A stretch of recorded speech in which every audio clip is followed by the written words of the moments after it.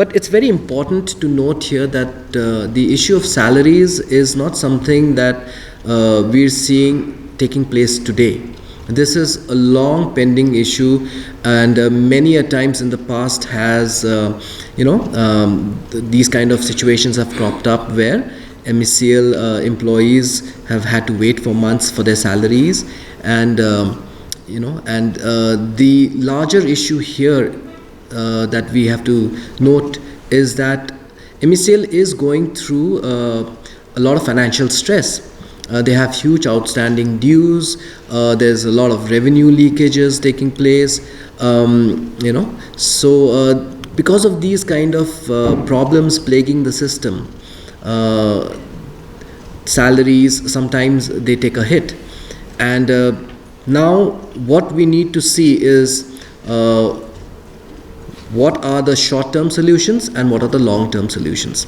And for us, the short-term solution would be to address this salary issue, fight one crisis at a time, and resolve it for the month of October, November. But then that doesn't, the problem doesn't go away there. The problem still remains, and the problem can only be solved by a long-term solution. And for us, the long-term solution is precisely that we need to make sure that the revenue leakages are plugged.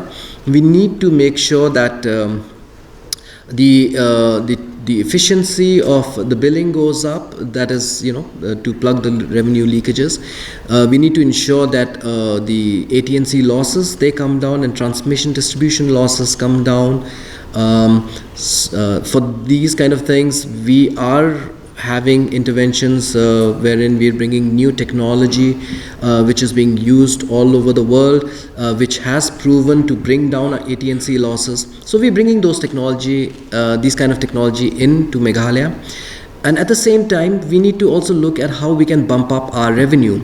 And the revenue is not just from the consumers who pay the electricity bills and MeECL earns that revenue. We are also looking at how we increase our generation.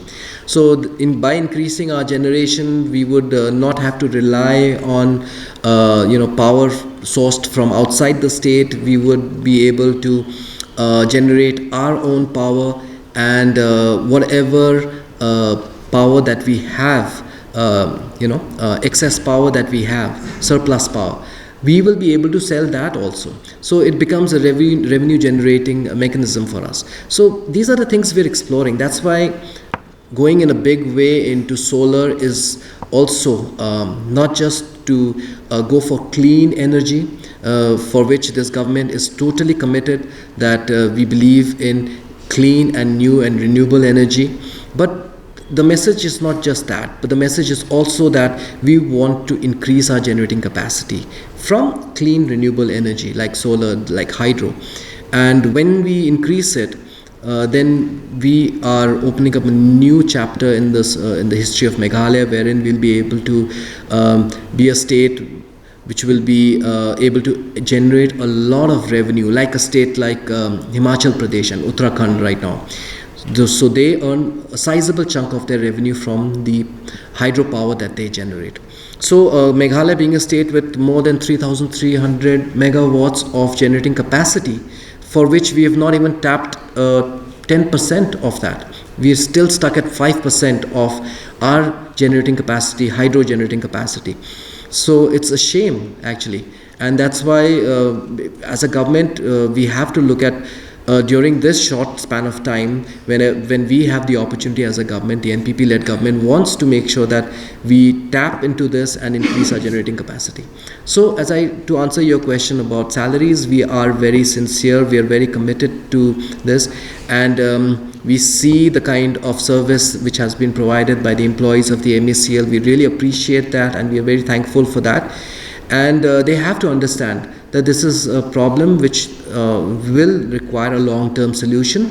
In the meantime, we are trying to find solutions wherein we'll be able to solve this problem just for these 2 months.